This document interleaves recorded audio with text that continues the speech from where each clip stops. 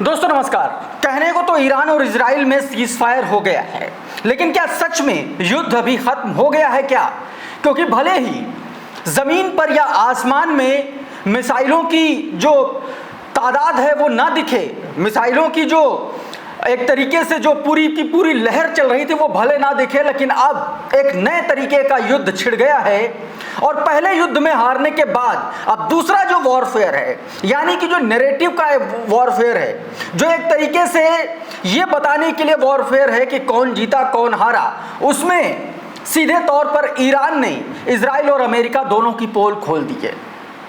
और इजराइल से ज्यादा डोनाल्ड ट्रंप यानी कि अमेरिका की कैसे पोल खुली, कैसे B-2 बॉम्बर्स को लेकर के अमेरिका ने झूठ फैलाया, कैसे इंटरनेशनल एटॉमिक एनर्जी एजेंसी यानी कि IAEA को लेकर के ईरान ने एक जबरदस्त बयान जारी किया और ईरान की संसद में क्या कुछ हुआ है जिसका असर ना सिर्फ इजराइल अमेरिका बल्कि पूरे के पूरे यूरोप पर पड़ने वाला है। और आपको बताएंगे कैसे रशिया अब सीधे तौर पर एक बड़ी खुफिया जानकारी के साथ सामने आया है, एक बड़ा बयान जारी किया गया है।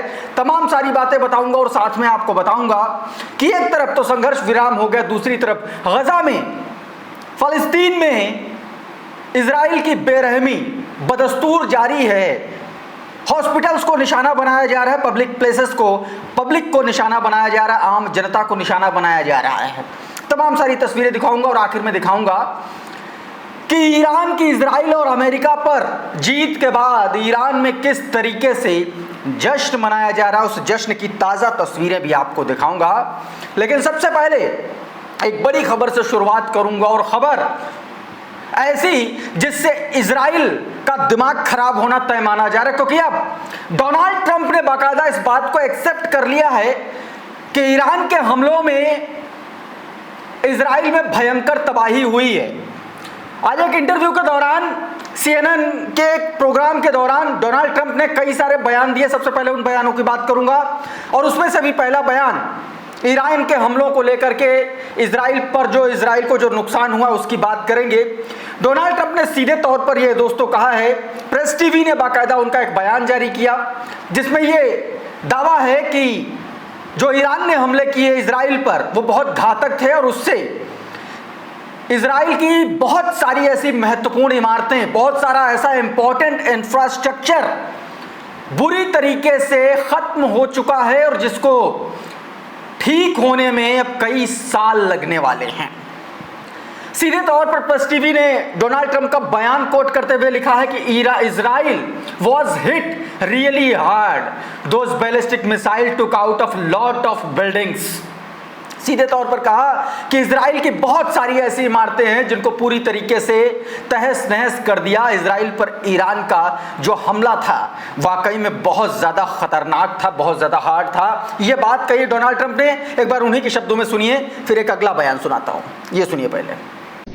Israel got hit very hard, especially the last couple of days. Israel was hit really hard. Those ballistic missiles, boy, they took out a lot of buildings. तो ये तो बात थी दोस्तों डोनाल्ड ट्रंप के इस बयान की। दूसरा, अब इसको लेकर के दोस्तों अमेरिका का झूठ किस तरीके से बेपर्दा हुआ है। आपको याद है फोर्डो जो न्यूक्लियर साइट है ईरान की, उस पर B-2 बॉम्बर से हमला किया अमेरिका ने और दावा किया, डोनाल्ड ट्रंप ने लगातार ये दावा कर रहे हैं कि उन्होंने सबको तबाह कर दिया। अभी भी खिसियानी बिल्ली की तरह खंबा नोच रहे हैं, लेकिन उसकी सच क्या है, उसकी सच्चाई क्या है? उसकी सच्चाई US मीडिया ने ही, अमेरिकी मीडिया ने ही उसकी सच्चाई को उजागर कर दिया है दोस्तों। US मीडिया ने क्या कुछ कहा है वो मैं आपको सबसे पहले एक बार दिखाने की कोशिश करता हूं, बताने की कोशिश करता हूं और उसके बाद आगे की बात आपको बताता हूं दोस्तों। अमेरिकी मीडिया ने दरअसल दावा किया है कि ईरान के फोर्डो जो न्यूक्लियर साइट है, जो परमाणु संयंत्र है, उस पर जो अमेरिका का हमला है वो नाकाम रहा है और वो उस गहराई तक नहीं पहुंच पाया। अमेरिका के B-2 बॉम्बर्स उस गहराई तक हमला नहीं कर पाए जिस गहराई में परमाणु संयंत्र या यूं कहें कि न्यूक्लियर साइट या यूं कहें कि परमाणु पर जिस गहराई में काम चल रहा था वहां पर दरअसल पहुंच ही नहीं पाए B-2 बॉम्ब्स। अब ऐसे में यह भी दावा किया गया कि जिसमें से ज्यादातर जो सेंट्रीफ्यूज हैं वो पूरी तरीके से काम कर रहे हैं और सुरक्षित हैं, ये दावा किया गया दोस्तों। देखिए प्रेस टीवी के हवाले से रिपोर्ट है, इसमें कहा गया recent attack in Iran Fordow nuclear facility failed to penetrate deep into the site. गहराई तक मार करने में वो सीधे तौर पर नाकाम साबित हुए हैं। और नीचे यूएस मीडिया के दावे से लिखा गया कि many of the centrifuge inside the Iran nuclear facilities remain enact after attack. कहा गया कि अटैक के बाद भी बहुत सारे ऐसे सेंट्रीफ्यूज हैं जो पूरी तरीके से सुरक्षित हैं और काम कर रहे हैं। ये बात भी इस रिपोर्ट में सीधे तौर पर कही गई है दोस्तों। इतना ही नहीं, प्रेस टीवी ने एक और ब्रेकिंग के हवाले से बताया कि US Israel has no information about the location of Iran secret nuclear facilities. अब आप सोचिए कि पूरे वॉर के दौरान इजराइल और अमेरिका यह दावा करता रहा है कि उनको यह तक पता है कि खामनेई कहां पर हैं, कौन से बंकर में हैं। लेकिन अब रिपोर्ट सामने आ रही है, यूएस की रिपोर्ट बता रही है कि दरअसल अमेरिका और इजराइल को पता ही नहीं है कि अमेरिका की माफ कीजिएगा ईरान की जो परमाणु फैसिलिटीज हैं वो कहां कहां हैं। प्रेस टीवी के हवाले से यह खबर है जिसमें सीधे तौर पर यह दावा किया गया कि information about location of Iran secret nuclear facilities they Israel have no information. कोई जानकारी इजराइल के पास तो कम से कम नहीं है। यह बात दावा इस पर दोस्तों दावा किया गया। दोस्तों सारा का सारा आज का पूरा दिन जो है वो अमेरिका और इजराइल के इसी झूठ के इर्द गिर्द ही बेपर्दा होता रहा कि क्या वाकई में फोर्डो न्यूक्लियर साइट पर नुकसान पहुंचा है, जो दावा अक्सर डोनाल्ड ट्रंप करते रहे हैं। लेकिन दरअसल अमेरिकी खुफिया रिपोर्ट का भी दावा, अभी तक मैं अमेरिकी मीडिया रिपोर्ट्स की बात कर रहा था, वह अमेरिकी खुफिया रिपोर्ट्स की बात कर रहा हूं। Madhurendra Kumar war conflict international affairs के अच्छे जानकार हैं, इंडियन जर्नलिस्ट हैं। इन्होंने अमेरिकी खुफिया रिपोर्ट्स के हिसाब से उसके दावे के हिसाब से एक ट्वीट किया जिसमें उन्होंने लिखा कि ईरान के कुछ परमाणु ठिकानों पर अमेरिका के हमलों से तेहरान का परमाणु कार्यक्रम केवल कुछ महीनों के लिए धीमा हुआ है। अच्छा, ये बात देखिए, अमेरिका की खुफिया एजेंसियां भी पुख्ता कर रही है कि उसको कोई नुकसान नहीं हुआ है। थोड़ा बहुत भले नुकसान हो गया हो, लेकिन जो मुख्य नुकसान होना था वो नहीं हुआ। और इसीलिए कहा है कि मैं कुछ महीनों के लिए भले ही धीमा हो गया हूं, उसमें भी कोई अभी क्लैरिटी नहीं है कि धीमा हो ही, यानी कि सीधे तौर पर दावा है। और उसके नीचे एक बाकायदा वीडियो जारी किया गया, इस रिपोर्ट में इस बात का दावा किया गया दोस्तों का इसका कोई, इस फोर्डो जो न्यूक्लियर साइट है इस पर अमेरिका के हमले का कोई खास असर ईरान पर पड़ने वाला नहीं है। सीधे तौर पर यह बात कही गई है। क्या इस रिपोर्ट में कहा गया, एक बार सुनिए जरा। A preliminary U.S. intelligence assessment determined that U.S. strikes on Iran's nuclear facilities over the weekend only set its nuclear program back by a matter of months. That's according to 3 sources with knowledge of the matter. The classified assessment is at odds with the statements of President Donald Trump and Defense Secretary Pete Hegseth, who both said that the strikes had, quote, obliterated Iran's nuclear ambitions. Trump has said the attacks were necessary to prevent Iran from developing a nuclear weapon. Iran denies it is seeking such a weapon and says its nuclear program is for peaceful purposes. One source said the initial assessment was not universally accepted and had generated significant disagreement. A U.S. official speaking on condition of anonymity said the U.S. did not know the extent of the damage yet. Still, the preliminary assessment indicated the strikes may not have been nearly as successful as the Trump administration has claimed. One of the sources said Iran's enriched uranium stocks had not been eliminated, and that the country's nuclear program may have been set back by only a month or two. The Pentagon disputed the notion that the damage to Iran's nuclear program was minor. In a statement provided to Reuters, Hegseth said, quote, based on everything we have seen, and I've seen it all, our bombing campaign obliterated Iran's ability to create nuclear weapons. The White House did not immediately respond to a request for comment. In a statement to CNN, which first reported the intelligence assessment, White House Press Secretary Caroline Leavitt said the conclusion was, quote, flat out wrong.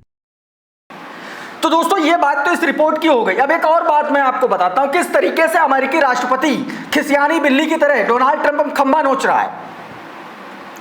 दोस्तों पहले तो अमेरिकी media ने इसके झूठ को बेपर्दा किया, फिर अमेरिकी खुफिया विभाग ने भी इसके झूठ को बेपर्दा किया, जो मैंने अभी आपको दिखाई रिपोर्ट। और अब अभी भी ये आदमी है, किसी की बात सुन नहीं रहा, किसी की बात नहीं सुन रहा। अब ये कह रहा दरअसल जो रिपोर्ट्स हैं वो झूठी हैं। और ये कह रहा है कि हमले के बाद में इजरायली एजेंट बाकायदा उस साइट पर पहुंचे और उन्होंने वहां पर बाकायदा कंफर्म किया कि पूरी तरीके से फोर्डो जो न्यूक्लियर साइट है वो तबाह हो चुकी है। तो ये बात, ये दावा है डोनाल्ड ट्रंप का। एक छोटा सा बयान एक बार सुनिए और उसके बाद आगे की बात। Obliteration, and you'll see that, and it's going to come out. Israel is doing a report on it now. I understand, and I was told that they said it was total obliteration. You know, they have guys that go in there after the hit, and they said it was total obliteration. तो ये तो बात थी दोस्तों Donald Trump की। अब आपको एक और खबर बता देता हूं। ये क्यों कहा जा रहा है कि अमेरिका का जो हमला ईरानी न्यूक्लियर साइट पर हुआ वो नाकाम रहा, उसके पीछे एक बहुत परफेक्ट लॉजिक में देने वाला हूं, बहुत पुख्ता खबर देने वाला हूं। ये तस्वीर देखिए आप, ये रशियन राडार सिस्टम है और दावा ये किया जा रहा है कि इसी रशिया के राडार सिस्टम ने अमेरिका के B-2 बॉम्बर्स को इंटरसेप्ट कर लिया था और जाते वक्त इनको सीधे तौर पर पूरी की पूरी B-2 बॉम्बर्स की फ्लीट को ट्रैक कर लिया था और उसके बाद में, और उसी का यह नतीजा रहा कि ईरान के उस न्यूक्लियर साइट पर हमला जो है नाकाम हुआ अमेरिका का। यानी कि खबरें ये आ रही हैं कि ईरान को बाकायदा इस मामले में रशिया ने मदद की। कहा गया कि अमेरिकी खुफिया रिपोर्ट्स जो बता रही हैं उसमें यह कहा गया कि ईरान पर हमले के उम्मीद असरदार नहीं रहे, भले ही नेतन्याहू और ट्रंप ने इसे बड़ी सफलता बताया। अब सवाल यह उठता है कि क्या पुतिन ने तेहरान को पहले ही आगाह कर दिया था? क्या रूस निगरानी कर रहा था पूरे ऑपरेशन की? और दोस्तों, जिस तरीके से रशिया और पुतिन बयान दे रहे थे वो लगातार उस पर निगरानी कर रहे थे और उसी का यह नतीजा रहा जो अब ये खबरें आ रही हैं कि इस पूरे ऑपरेशन की निगरानी कर रहे थे और इसीलिए नेतन्याहू और ट्रंप का झूठ जो है बेपर्दा हो सका। दोस्तों, अब एक और तस्वीर मैं आपको दिखाता हूं। दोस्तों, खिसियानी बिल्ली की तरह कैसे खंबा नोच रहा है ट्रंप, वो देखिए। एक इंटरव्यू में डोनाल्ड ट्रंप लगातार ये बात कहते हुए कर रहा है अगर ईरान फिर से यूरेनियम संवर्धन करता है तो वो फिर हमला करेगा और ईरान ने कहा है कि परमाणु हथियार बनाकर रहेंगे, कोई कुछ नहीं कर सकता ईरान का। और इतनी बड़ी जंग के बाद ईरान की जो जीत हुई है, उस जीत के बाद अब ईरान के हौसले और बुलंद हैं। ट्रंप और इजराइल का पूरा झूठ पूरी दुनिया के सामने बेपर्दा हो चुका है। ऐसे में खिसियानी बिल्ली की तरह खंबा नोचते हुए कह रहा फिर से हमला करेंगे। दरअसल पहला ही हमला जब तुम्हारा नाकाम हो गया तो दोबारा हमला क्या करोगे यार? डोनाल्ड ट्रंप क्या कह रहे हैं सुनिए जरा। Well, I don't know if they've said that, but I'll tell you the last thing they want to do is enrich anything right now. They want to recover. And we won't let that happen. Number one, militarily we won't. I think we'll end up having somewhat of a relationship with Iran. I see it. Look, I've had a relationship over the last 4 days. They agreed to the ceasefire. And it was a very equal agreement. They both said that's enough. They both said it. But no, they won't do that. The last thing they want to do, Katie, is enrich. They're not looking to... They're not. Can you imagine after all of that, they're going to say, "Oh, let's go and do a bomb." There could be a day in the future where, and then somebody else taking our place will be saying, "Don't do it," and maybe they won't do it as well. I don't know, but they're not going to have a bomb, and they're not going to enrich. And we believe all of the stuff is down there. We don't think they had nearly the time because to get that out is a very difficult thing. It's not like moving a package or taking this carpet up and moving it. It's very difficult and very dangerous to do. We believe it's all down there. We had a tremendous victory, a tremendous hit, and because of that, I don't think they would have been down there because they knew we were coming.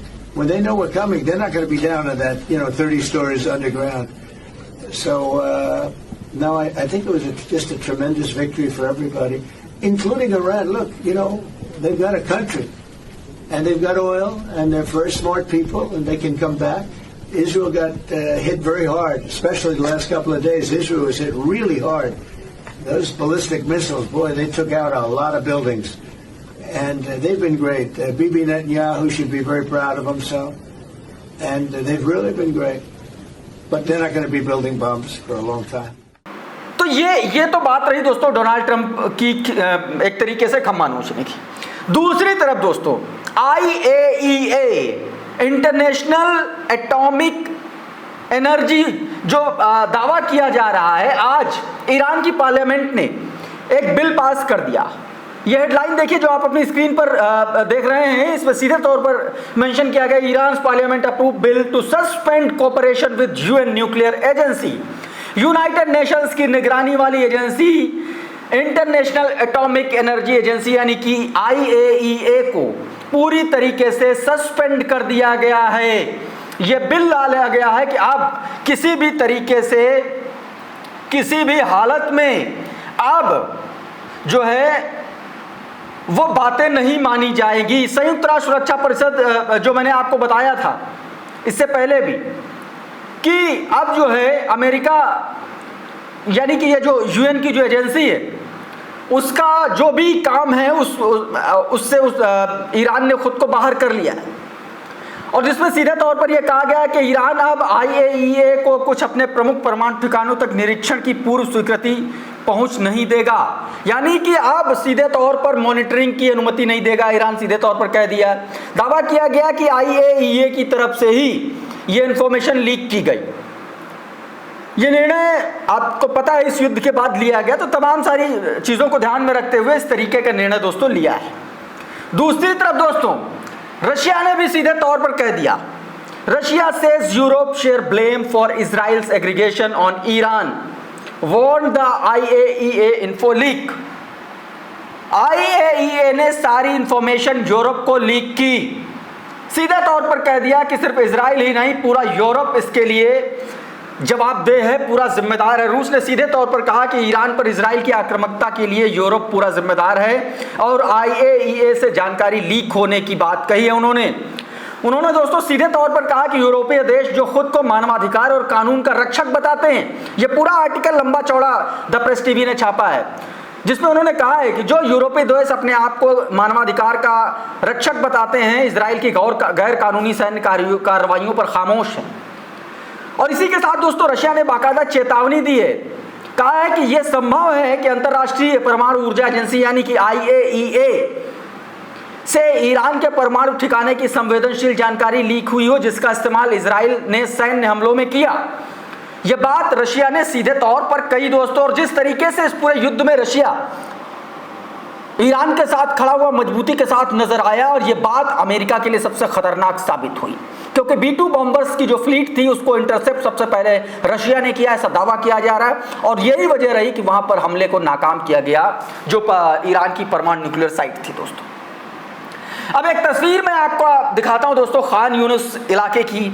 ये इलाका जहां पर ताज़ा हमला किया है Israeli forces ने। ये तस्वीरें आप देखिए, ये वीडियो उड़ता हुआ, ये जो धुआं है, धुएं का गुबार है, इसमें ये दावा किया गया कि Israeli warplane launch massive air strike targeting the eastern area of the Khan Younis में किस तरीके से यहाँ पर के पश्चिमी इलाके पर किस तरीके से बड़ा हमला किया गया, वो तस्वीरें आप देख सकते हैं इस उठते हुए धुएं के गुबार से। एक और ये वीडियो देखिए दोस्तों, ये देखिए, ये रेजिडेंशियल बिल्डिंग को निशाना बनाया गया। आप देखिए सीधे तौर पर यहाँ आम नागरिक रहते हैं और यहाँ पर इजरायली एयर स्ट्राइक हुई है दोस्तों।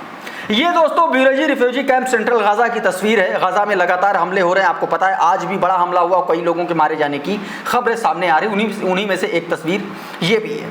तो कुल मिलाकर के अमेरिका और इजराइल ईरान पर हमले को लेकर के एक्सपोज हो चुका है। इंटरनेशनल तमाम सारे इंटरनेशनल प्लेटफॉर्म पर लगातार एक्सपोज हो रहा है। ट्रंप लगातार झूठ बोल रहा है, और दूसरी तरफ ईरान लगातार बड़ी मजबूती के साथ कह रहा है कि भाई साहब परमाणु पर तो काम करके रहेंगे। तो इस वीडियो में फिलहाल इतना ही। बहुत बहुत शुक्रिया, बहुत बहुत धन्यवाद। आप जुड़े रहिए द लाइव टीवी के साथ। नमस्कार।